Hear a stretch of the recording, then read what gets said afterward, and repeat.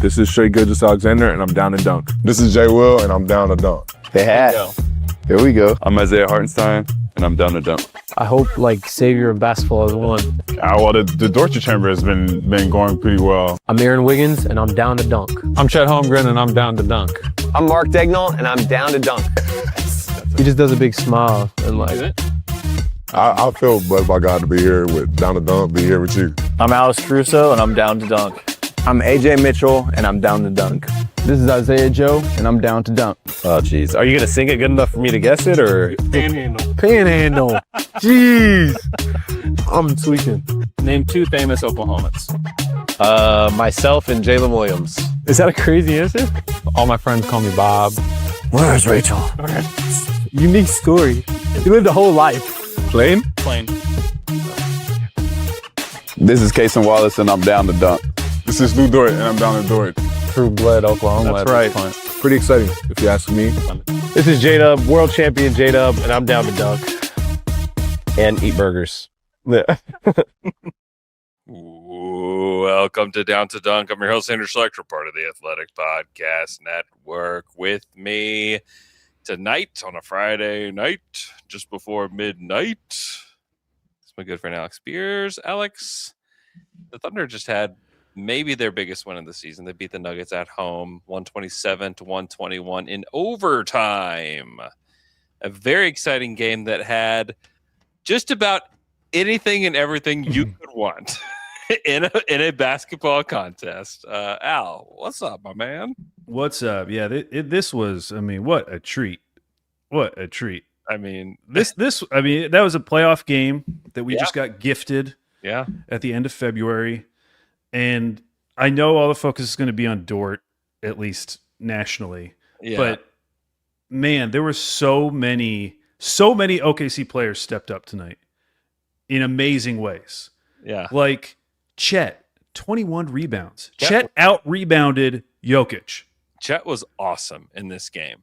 And that play he had at the end where he was guarding Jokic, had him arm's length, waited for the lob, was able to turn around and get a clean block on Christian Brown. Yeah. That is a Defensive Player of the Year play. Yeah. And you could see it the second they showed the replay, despite what Doris Burke said. She immediately saying, "Oh, that's definitely a foul." But you could see it immediately, and I was just like, "Oh my gosh, that was an incredible play." How many players can do that? Yeah, and you're guarding Jokic, like you're trying to guard the idea that he could shoot a floater. I'm sure he shoots 70% in that range or something, and for him to turn around like that, just an incredible play. Chet was awesome. Yeah, off the bench, Jared McCain in his first, this felt like the first real big moment. Yeah. And it was cool to see that Mark trusted him. Too. Yeah. For him to get 19 minutes. Yeah. And you saw it, you saw the value instantly. That one play where it was Shea, just, of course they're hounding Shea on every play. He gets doubled and kicks it back to a wide open McCain, who's a few steps beyond the 3-point line and just nails it. Yep. And his ability to get in the paint, he's just very methodical. His mid-range game and some of those early mid-range shots when they got down early pretty big. Those mid-range shots he's shooting where it's just it's hitting the net the same way every single time. Yeah, it was float because that first quarter was brutal. They shot 30% from the field, 1 of 8 from 3 during that quarter. As the Nuggets, it felt like, Asher was asking me early on in this one. We're sitting on the couch. He's like, "Dad, do you think we can win this one?" Well, it started to feel like, oh, this is going to be a shooting variance game. It felt like it did. It felt like that. And luckily Shea was in this game because, man, we talk about, Chet was really kind of the one that delivered this game. Other people made shots, but he was kind of the catalyst, I think, in overtime that just allowed them to win this game. But Shea was in full MVP form.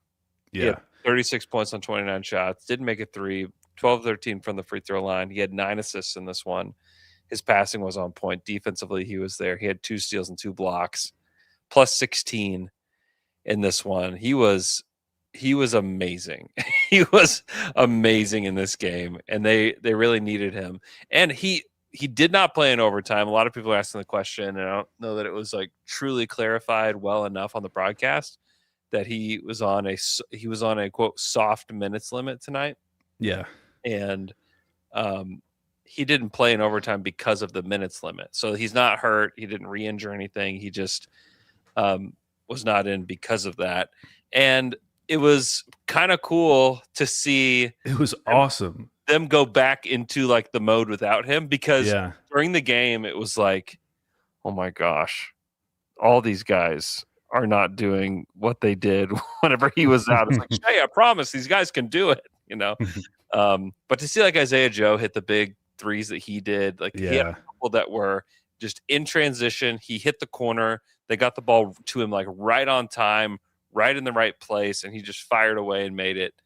I mean, those were huge shots. But man, it was just good to see Shea back on the court, because he willed them back into that game over and over again. And to like my son's credit, it did feel like every time the Thunder would get back within like 4 or 5, the Nuggets would push it back out to 9. Yeah. You're just like, like it just felt like one of those games where Denver had control for a vast majority of the game. And then the fourth quarter started. And then I feel like that's when it became like a real game, where it started to go like back and forth, where the Thunder would get the lead. And some of it was like because of Lou Dort, with the way that he played, not the antics that existed, but like he made like really big shots. That 3 that he made was huge. That mid-range shot that he made was huge. Yeah, that mid-range shot. I'll I'll never not laugh at a Dort mid-range. They always make me giggle. I know.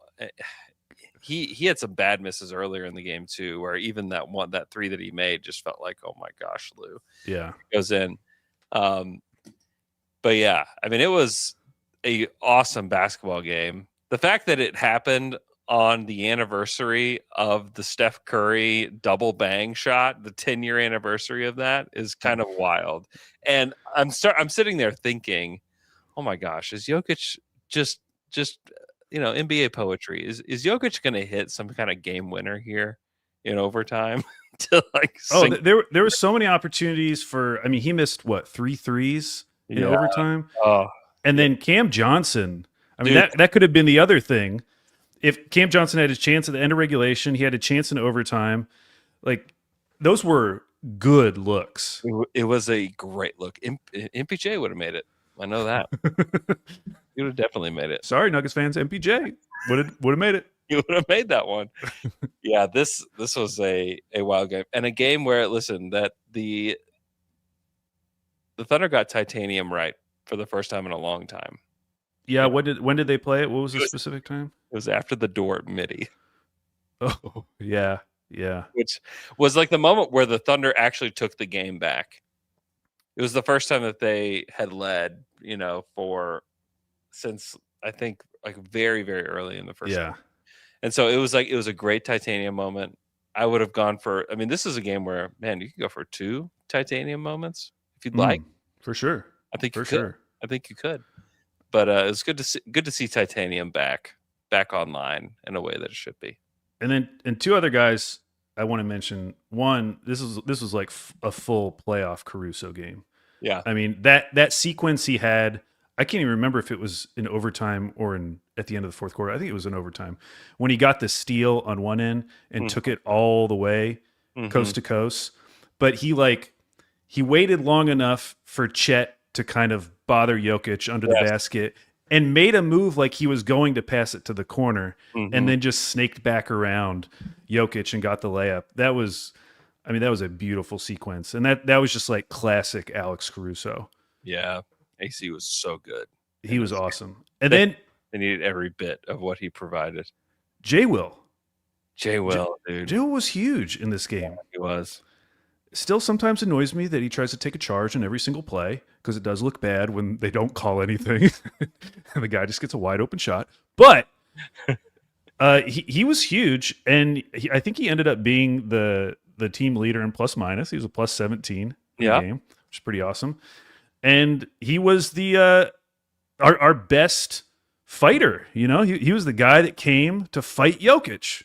Dude, the Jokic crazy eyes were terrifying. I mean, horrifying.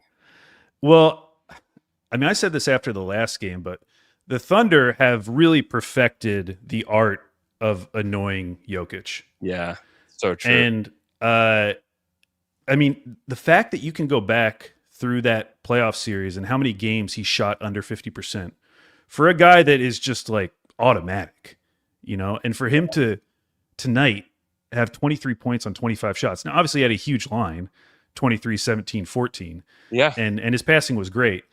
But to hold someone like Jokic to 9 of 25, get him settling for those threes at the end of the game, shot 2 of 10 from 3.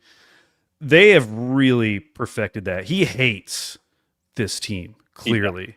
Yeah. And for good reason. For good reason. They're annoying as hell. They are so annoying. They do it from the jump, and it's with intentionality. Like they're trying to like grind his gears. They're trying to get in his head. And I feel like they successfully did it in this one.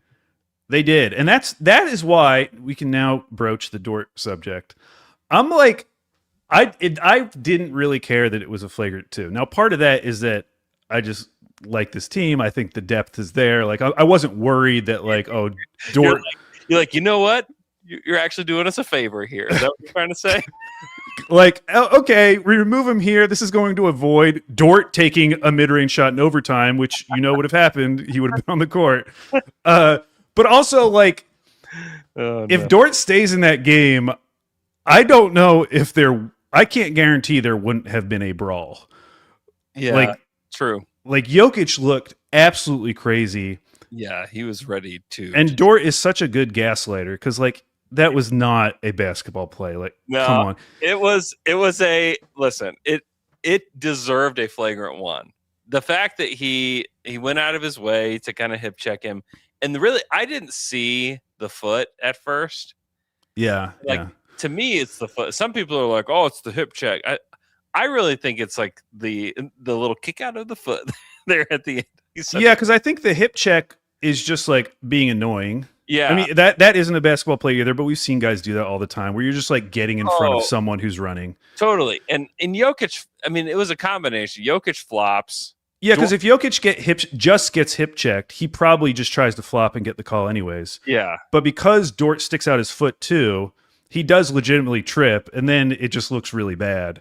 Yeah. And it does come across as a dirty play. And I think for Thunder fans, like, I've always wanted to defend Dort as just a reckless player, but not a dirty player. I think the dirty player. Yeah. The classic example is that Ja Morant play. Like, I think of that as more just reckless, where he's falling, he should probably just go down, but he's still trying to defend Ja Morant, and Ja Morant, being crazy, tries to jump over him and gets injured. Yeah. This was a play where it's like, okay, that's a dirty play. Like, that's not a basketball play. This is like a little bit beyond reckless, and that's why with the flagrant 2, I was just like, whatever. Like, I agree with you. All things equal in a vacuum, I think it's a flagrant 1, but I think Thunder fans have to admit to themselves that, like, Dort has this reputation now. He has this reputation league-wide. Yeah. Like, when people think of dirty players in the NBA, like, Draymond's aging out. No one cares about Draymond anymore. He's not in games that are important anymore. Yeah. So who's left? It's like Dylan Brooks and Dort. Those are the 2 names that people will think of. And I think when you have that reputation, like, this is what happens. Like, these are the consequences. Sometimes you're going to get either unfairly judged, which I don't really think this was unfair. It's more just like harshly judged. It was very harshly judged. You're never going to get the benefit of the doubt once you have this reputation. Yeah. And so I that's why, like, I get what you're saying. I don't disagree necessarily, but it also just didn't bother me. It was like, whatever. This is what's going to happen now. When you're this guy now in the league, this is what's going to happen. It really bothered me until I saw the angle from the baseline. Yeah. Where again, like, you see the foot, and then I'm like, you know what? That was dumb. And it's the sort of thing where, like, okay, if you really wanted to put, like, Thunder glasses on, you could say Dort didn't even know Jokic was there. He was actually putting his foot back he was thinking he was going to go to the player who was in front of him, to go defend them. Yeah. But that's the thing. Like when you have this reputation, when you have all of these plays that stack up, you just don't get that benefit of the doubt anymore. It's just not going to happen. And I think, in this case, I do think Dort was just being really annoying, and he was trying to trip Jokic for whatever. Well, I mean, probably just to piss him off. He was probably doing it to piss him off. Yeah. Which, hey, he definitely was success, and it did work. The craziest version of Nikola Jokic we have ever seen. Brett Dawson texted me this. He said it's the only time he's actually looked like the Joker. His face was so crazy. It was terrifying. And by the way, all of this is way easier to talk about because they won. Oh, if they lost, dude, we'd be going all in. There's just no reason they lost. I really do think it should have been a flagrant one. Like I think that he should have. I mean, at first I was like, why are we even reviewing this? Like, what is happening? And then I see the angles. I don't know. Also, what like truly great team in the history of the league doesn't have like some dude like this on their team? Yeah, I mean, like we grew up with Bruce Bowen. Like Bruce Bowen would have been he would have been public enemy number one. Yeah, if we had a robust social media back then. Yeah, without a doubt. Draymond is one of those guys. Dennis Rodman was one of those guys. Like there's I'll give Dort credit. When he does have plays like this, is not quite as obvious as the classic Draymond plays, where Draymond just like loses control of his body and like kicks a guy in the nuts or punches him in the back of the head or steps on his chest like Sabonis. Yeah. Like Dort tries to do it in a way where he can like pretend like, what? Whoa, what's going on? And the fact that he doesn't react back is also like part of the whole deal. Like part of being an instigator and this really annoying guy is that he's rarely the aggressor. I mean, that's why when he went after Jeremiah Fears, that was like so like, whoa, I haven't really seen this version of Dort ever. Yeah. Yeah. I think that like the combination of like Lou just going out of his way to just try to annoy him, and then the fact that Jokic did flop on that play and just is it like he looks endlessly clumsy too when he falls. And so like I just think like the combination of all that gave like this mirage of a flagrant 2. I think it's a flagrant 1. I think he should have been punished for a flagrant 1. But he got the flagrant 2, and it truly doesn't matter all that much. But it was just a wild moment in a game that I just felt like the officials did a really bad job. I feel like that's something like universally this has happened a lot this season, where the officials don't do a good job of managing the game and managing the emotions of a game. That's their job to do. Well, I mean, on the flip side, you could argue that was their way of managing it. We got to get Dort out of here to make sure that this doesn't explode. It had been flaring up the whole game. Well, it had been flaring up since like the first 5 minutes. I know. That's what I'm saying. It's like they did not do a good job of managing it early on. Yeah, I mean, but what do you want them to do? I mean, it would have been more foul calls on OKC. Yeah, I mean, maybe there are some of these moments though where Jokic is getting called for nothing, and he is the one shoving. Yeah, there's nothing called on him. Those are the moments where I'm like, what? Like, what is happening? Like, but again, this is like if you're going to employ this strategy, which I think we all agree they're doing, which is we are going to beat the hell out of Jokic, and annoy him to no end.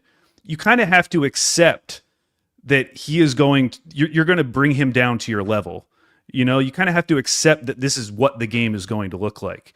You can't just expect that, we're going to annoy him and he's not going to do the exact same thing back. So there is this like push and pull. Like OKC is the one who created this environment, I think, with the way they are approaching this defensively. If you retaliate in any environment, you have consequences for retaliation too. Sure, but I'm just saying they have created this environment and it works. It works to their advantage. He's baited into it. and then should have consequences for his retaliation.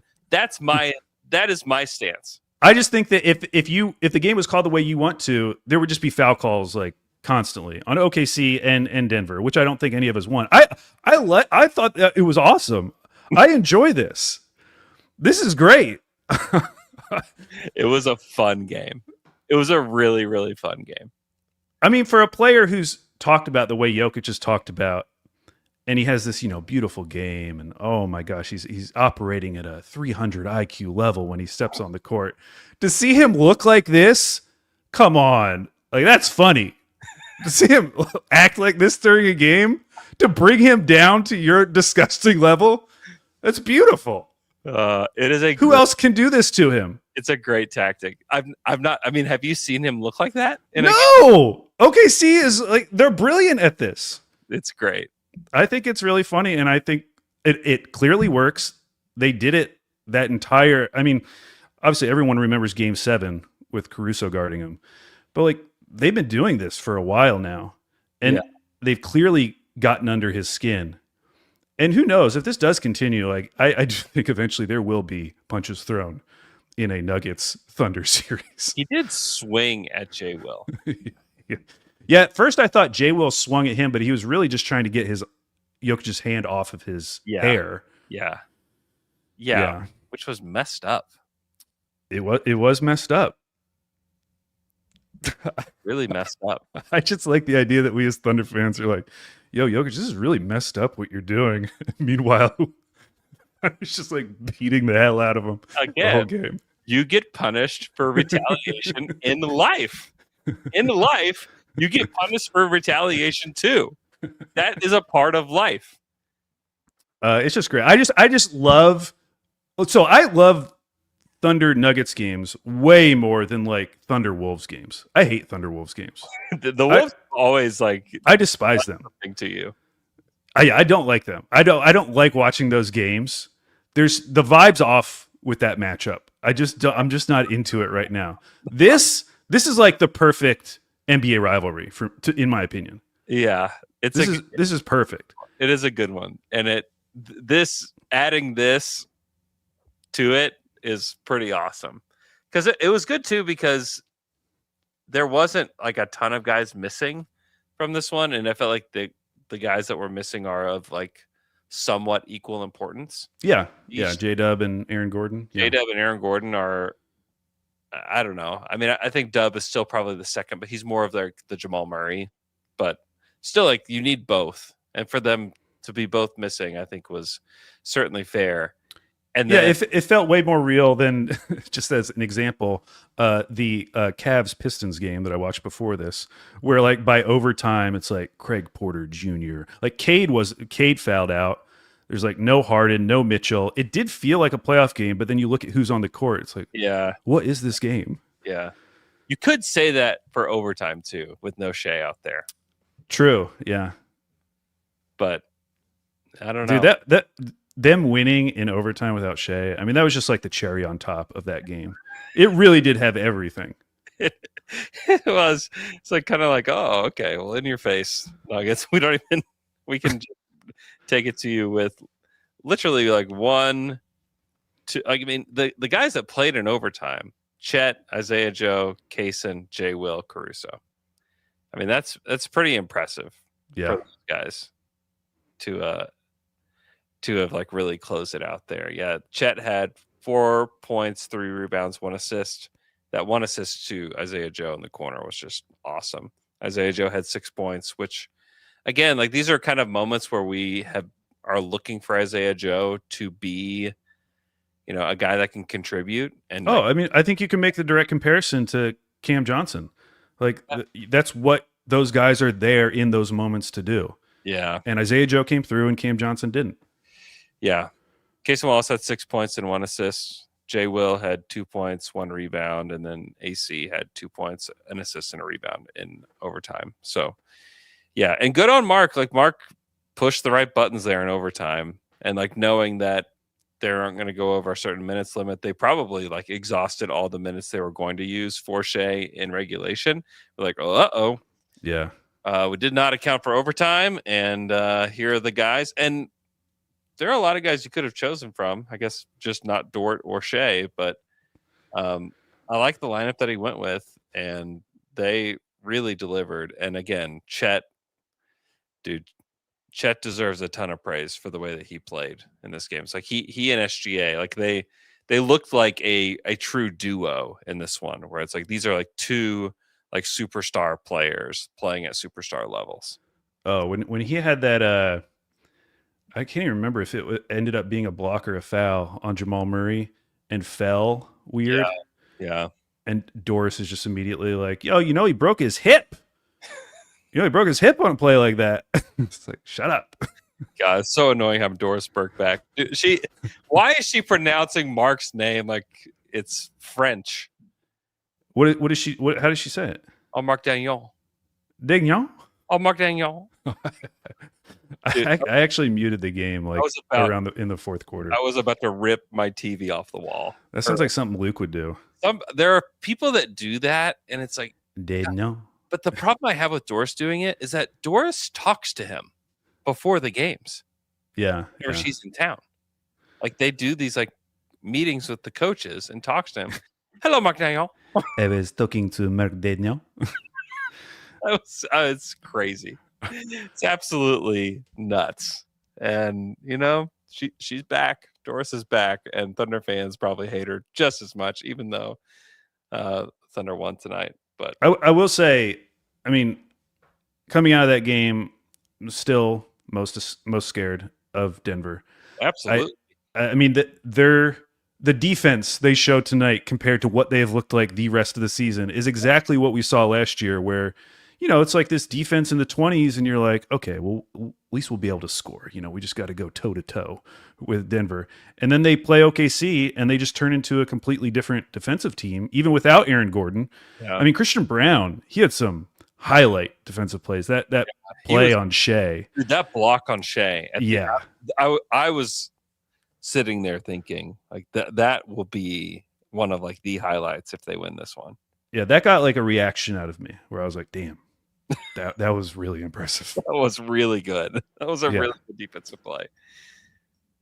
Yeah. Yeah. But yeah, I mean, it looked so much like last playoff series. Yeah. It really felt like we had just been transported back to that environment, and this was game 8. Yeah, it did feel like game 8. And it was like the same emotions and everything. Yeah. And it just continued to escalate. It was great.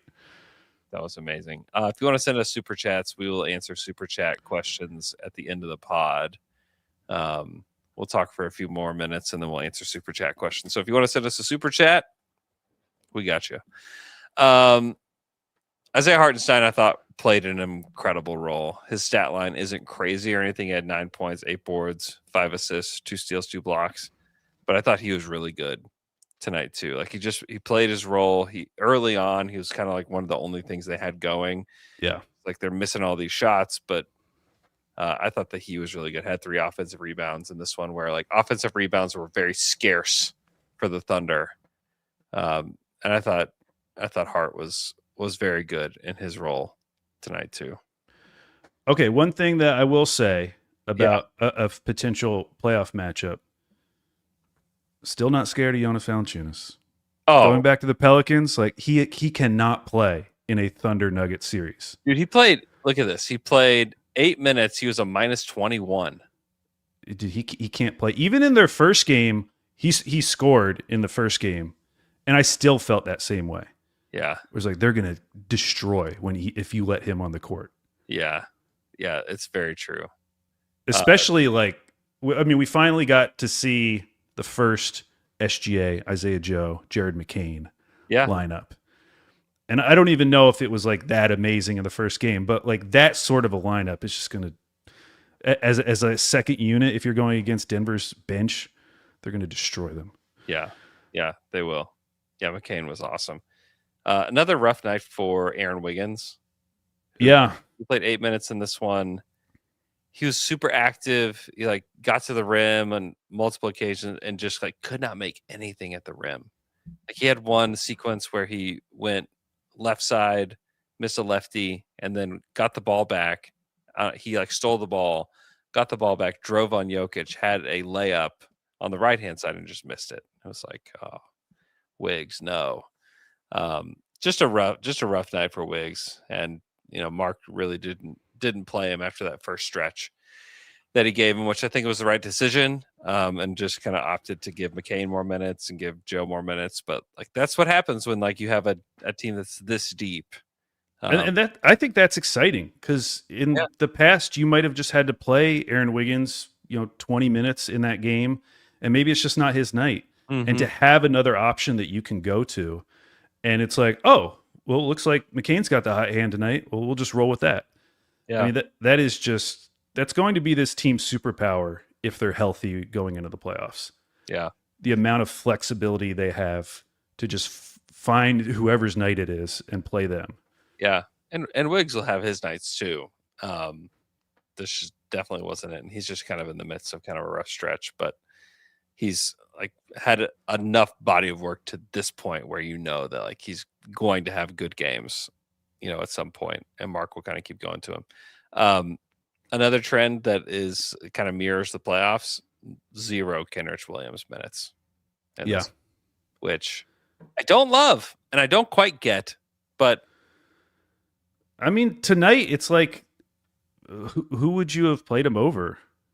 Yeah, I don't know. I mean, Jay Will was really good in his minutes. Yeah, Jay Will played 26 minutes in this one, and there was not a second that I was like, I don't think Jay Will should be on the floor. Which I do think that even in the playoff series against the Nuggets, there was times where I was like, this is probably a little bit too much Jay Will.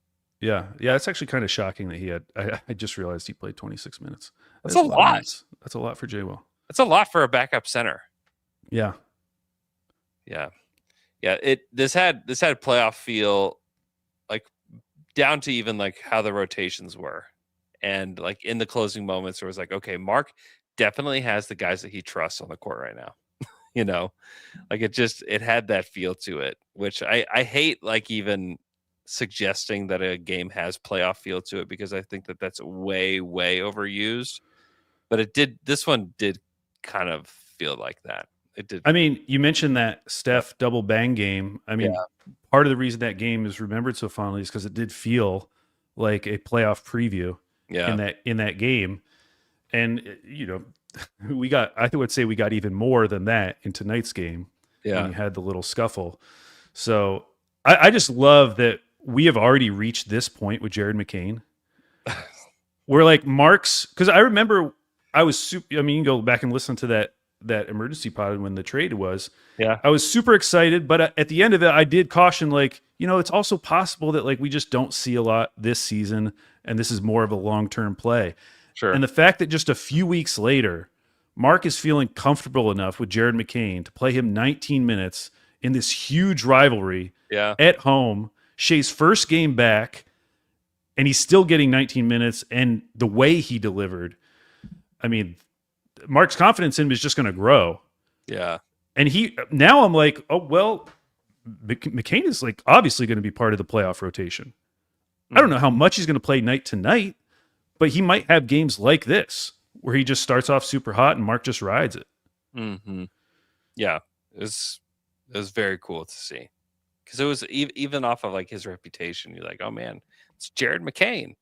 And he has been everything we could have wanted from Jared McCain to this point. I guess Mark said in post game, I love this. I will say this: if a player is running up the floor and gets tripped, we expect a flagrant 2 from this point forward. That's all. That's the precedent. So shout out to Mata 6991 for the quote there. It's good politicking. That is Mark. That's great. Yeah. Yeah. One more thing on McCain.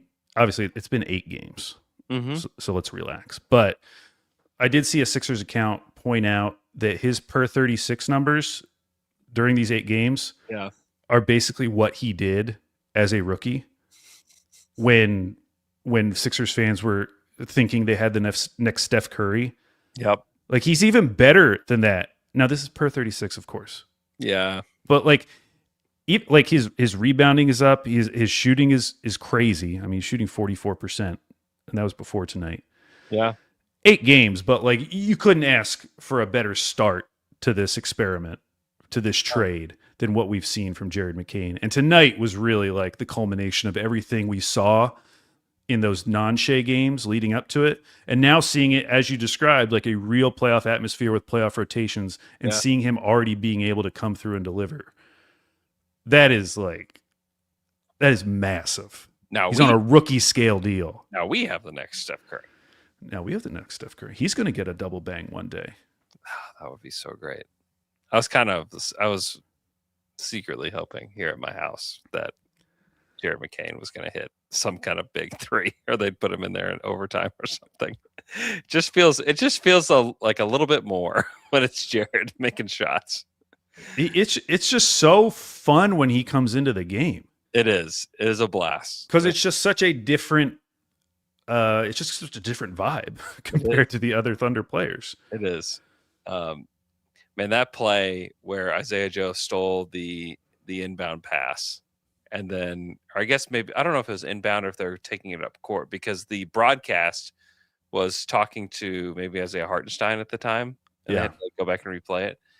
But they threw the ball and Isaiah Joe steals it and then throws it to McCain, and McCain hit that 3. It was just like, oh, that's just amazing. It's just so cool. It's just so cool to have that guy on this basketball team. It's very, very cool. All right. Super chats. Hey, did you watch J-Dub's new vlog yet, Andrew? I haven't watched it yet.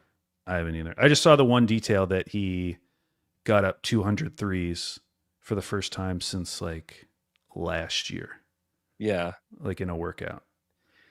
Yeah. Mark had like hinted, not at that number, but just that in his time where he's been out, like he's actually been able to shoot the ball more than he has in a long time, which I think is like partially the reason that he like started to look really good when he came back from the hammy.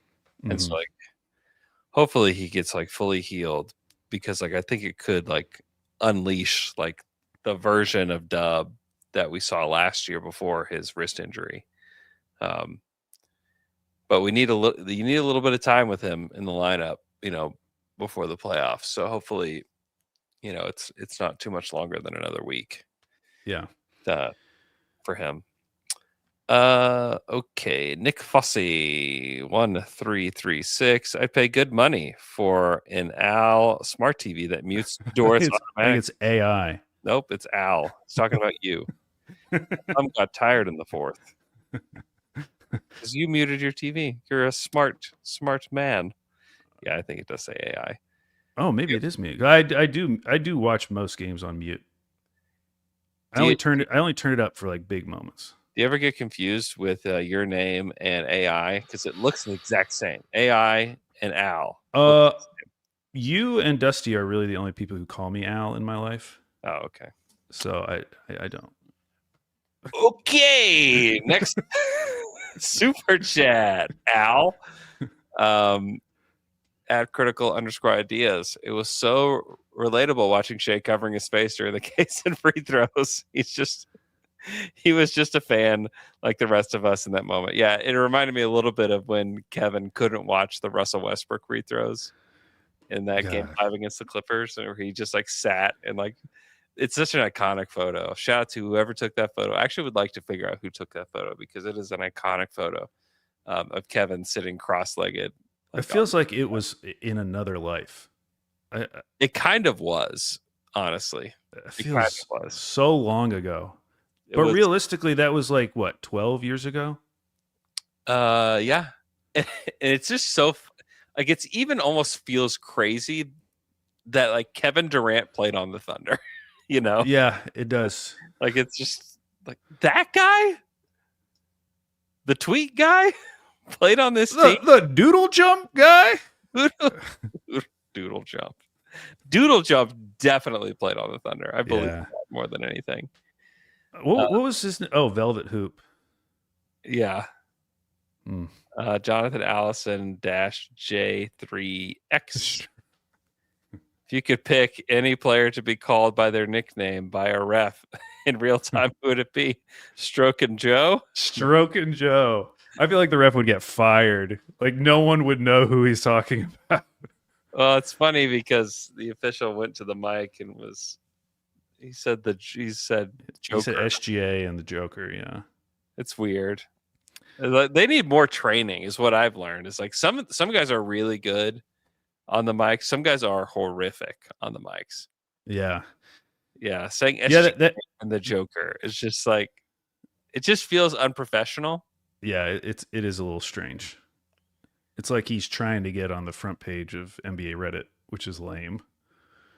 Oh, what if he's just a huge Reddit guy? He might be a huge Reddit guy. He's probably a mod, and he's like, what would be the funniest nickname for him to say? Well,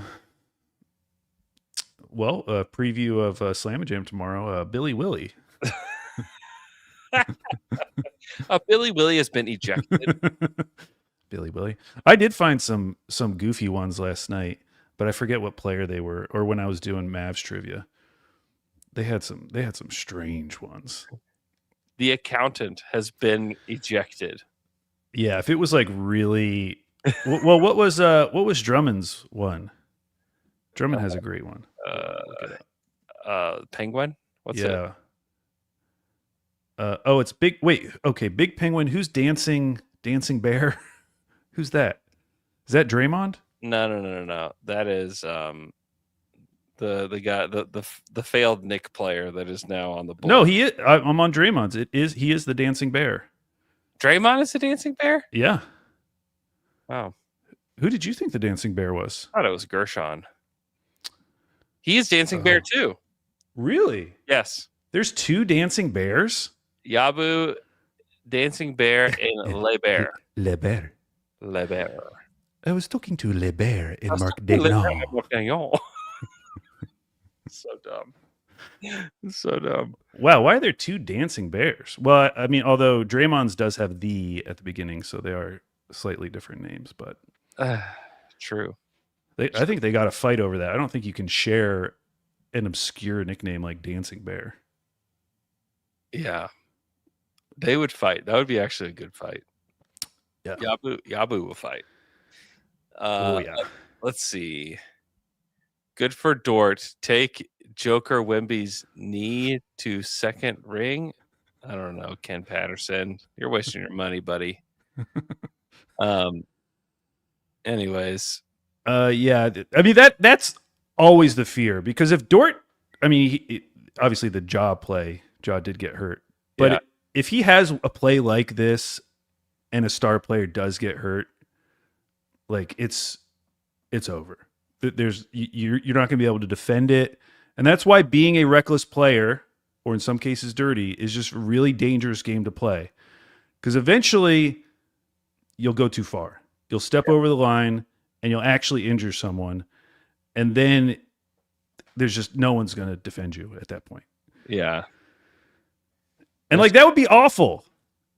You know how awful, like imagine the talk about OKC right now. Okay, it's bad. Don't go to NBA Reddit tonight. I'm sure it's awful. But imagine if Dort had actually hurt Jokic. Imagine if Jokic got up and was limping. Yeah. You don't want that. You don't want that. You don't want that for multiple reasons. Also, like they don't need to hurt him. They have their plan. And it's working great. Yes. To turn him into a goober every time he plays the Thunder. He was so mad. He was so mad. I hope that Jay Will was just staring at him as he's like going into like Joker mode. Like, you are so mad. Yeah. You have gone insane. Nikola Jokic. Hey, Sunday, which is officially tomorrow. We're having our watch party over at Fuzzies at Chisholm Creek. The Fuzzies at Chisholm Creek, 6:00. We are going to have a Mavericks Thunder watch party. We'll talk a little bit more about this game too. We'll do a live pod after the game. We're giving away free Down to Dunk hats. Okay. Does it get any better than that? I don't think so. Shout out to our friends at Bob Morkia for helping put this on. The brand new 2027 Kia Telluride will be there on site. And courtesy of our friends at Bob Marquia, we're going to hand out free hats to the Dunkers. So be there or be square. And it's there's a limited number of hats. So be sure to get there, get your spot, get your hat, eat some queso, and watch Thunder Mavs with us. You can meet Taylor, and we'll do a live podcast afterwards and hang out. So we'll also have some Down to Dunk merch available for purchase there. Taylor, if you're listening to this, make sure you bring the box of stickers that you have left at your house for weeks on end to the event, so people can have stickers. And yeah, we'd love to see you there. Huge win for the Thunder. Also huge for the standings too. Yeah, like not only just like it's great to beat the Nuggets, because it's always great to beat the Nuggets, but really big for the standings that the Thunder now have a little bit of distance between OKC and San Antonio. San Antonio's schedule is about to get difficult. Oh, there's a pool report. Can I read the pool report? Is that okay? Yeah. Okay. So Cliff, shout out to Cliff Brunt with the best voice. Have you ever heard Cliff Brunt talk? No, he's from the AP, right? Yeah. The best voice in the world. Shout out to Cliff Brunt. Great dude. Okay, question. Why was Nikola Jokic not called for a technical foul for the post-whistle contact before Shai Gilgeous-Alexander threw the ball at him in the first quarter? James Williams answers, we did not believe the contact by Jokic's left forearm rose to the level of an unsportsmanlike act. Therefore, he was not assessed a technical foul. Question number 2. Why was Luguentz Dort's foul upgraded to a flagrant 2? Lou Dort was assessed a flagrant foul penalty 2 because we deemed his contact on Jokic to be unnecessary and excessive with a high potential for injury, and also because the contact led to an altercation that did not dissolve. So by rule, a flagrant foul penalty 2 carries an automatic ejection. Are you satisfied with that answer? What is the language? It's unnecessary and excessive. Yeah. I wish they would go into more detail on like what they mean by that, rather than just like saying it's unnecessary and excessive. Yes, we know that that's what it takes to get there. We know that you deemed it that, but like what about it was? Yeah, it almost, to me, in this instance, those words almost feel like interchangeable, because like, yeah, it was unnecessary. Clearly, he didn't need to do that. Yeah. And then just by him doing it, that is excessive to me. Yeah. Like, so yeah, that is not a good explanation. That's actually like a really bad answer, I feel like, for the pool report, because it's just he's not explaining what happened at all. He's just saying words, like descriptive, like words that are descriptive, but they don't tell you what happened. Yeah, and I mean, they can do that because I mean that is what the rule says. That's how it's defined. I wish they would say like it was the hip check or it was the foot. You know what I mean? Like that's more of like what I would want to know. Like, yeah. Was it the tripping? Like what was it in the because they could say like, well, when it was initially called on the floor, we just thought it was kind of like an unnecessary collision. Yeah. That happened, and then when we reviewed it, we saw that he stuck his foot out. So we decided to upgrade it, and then due to the risk of injury, we upgrade it further or whatever. I don't know. Yeah. Which it does sound like that was their decision-making process, but yeah. I don't know. I wish he would have given a better answer. I don't feel like that's a good answer. And not that I'm like defending anybody in that situation. I just think that's a really bad answer by the officials in a pool report. It's like really bad. Last question in the pool report. Why was the physical confrontation between Nikola Jokic and Jalen Williams not deemed worthy of an ejection for either player? And it says, when we reviewed the play, we did not see any actions by either player that would have risen to he's like a freaking robot here. We did not see actions by either player that would have risen to the level of an ejection, which is why both players received unsportsmanlike technical fouls that were offset. All right. These are just like this is like I am robot NBA person. I do not explain really anything that happened. It was excessive and unnecessary. It's like, what is happening? That's just bad. Those are just bad answers. I mean, listen, the good news, silver lining, is that when Dort inevitably hits 3 threes in a crucial playoff game after starting the game 1 for 10, it's going to be even funnier because people who hate Dort truly hate him. Yeah. And so when he has his random bursts of Dortness and takes games over, it's just gonna make it more enjoyable. It is really more enjoyable to look back and watch the Dort made 3 and the midi. Yeah. Followed by Titanium, by the way. Followed by Titanium. Yeah. That is great. That is great. Okay. Glad that we stayed on long enough for that because I do think that's important. Shout out to Cliff. Pool reports. I've only done it once. Had to do it once. I've been assigned to be the pool reporter many times, but have only done it once. Oh. Is it just one ref? Like they send a representative? It's so weird the way they do it now. And I think this is like a COVID thing that has just like stayed where when I did it, I took my computer to like this office and I sat at my computer and then spoke to an official who was on his phone, FaceTiming me. Or I guess we were on Zoom. It was being recorded by somebody with the NBA. And so like we're in the same building, but we're in 2 separate rooms, both on different devices.